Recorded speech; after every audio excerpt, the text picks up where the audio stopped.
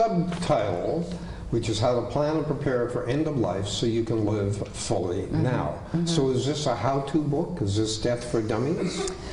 That was one I considered actually, and I thought, oh, Death for Dummies? I don't think so. I don't think they're going to like that one. No. There, you know, and as I was saying, I had no idea that people would come to me with their stories, which is why, you know, I thought, okay, well, I'll bring my experience, and I will do there's how-to and my experience, and you know, try to help guide people along. And once again, another moment, I sent out an email and I thought, I have no idea if people are going to share their stories with me. And Karen was actually one of the first people that said, I'll talk to you. And I was just so enthralled with the story, and thought, wow, this is what I want to do. I want to tell people's stories. I don't want to just tell my story. I don't want to research. I want people's stories.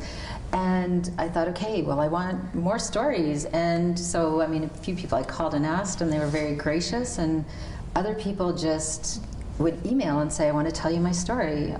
My Aunt Bessie wants to talk to you. And all of a sudden, Paula, my editor, who is very wonderful, had to finally say, okay, there can be a second book, because you know, I really wanted to honor people, and it was very important to me to honor people in my book, and I wanted to share everyone's stories.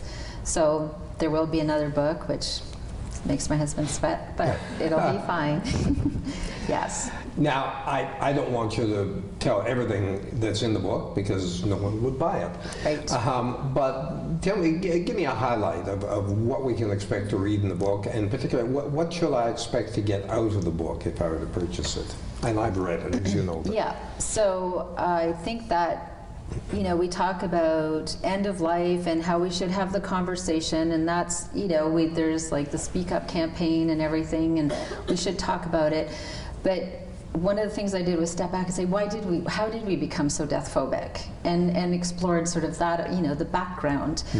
The other thing I did, and you know, my book is not about pointing fingers, but I did talk about our medical technology and how we kind of feel as a society we can cure anything. And that's sort of another reason why we become death phobic, or, you know, we believe the quantity of life is more important than quality sometimes. And, you know, we all want to live to a certain age, but that isn't always possible. But we can keep people living for a very long time with technology. Sure. So it's just something to explore. And I included Dr. Ken Murray wrote an amazing how doctors die, and the fact that they generally receive much less treatment than they would prescribe. So that was very interesting, and he was very amazing, and I've spoken to him a few times, and Dr. Brian Goldman, so I included, you know, what they had to say about the subject.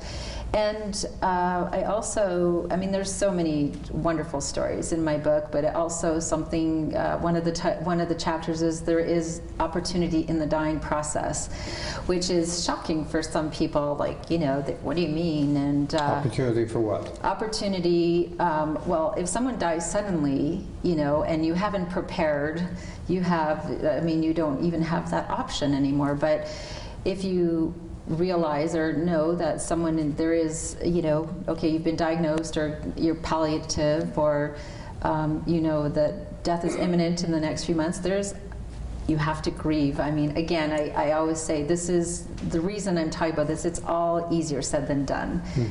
But if we talk about it and plan and prepare, instead of thinking, I don't want this to happen, and ignoring it, but it's happening anyways. So in that dying process, I've met people and talked to people who, they had the most glorious times and laughs and tears, and took that time to listen to music and look at pictures and reminisce and tell each other what they wanted to tell each other. And maybe one of those was, I really don't want you to die, you know, and incredible honesty. And the person left to grieve had so many amazing memories to help them through the grieving process.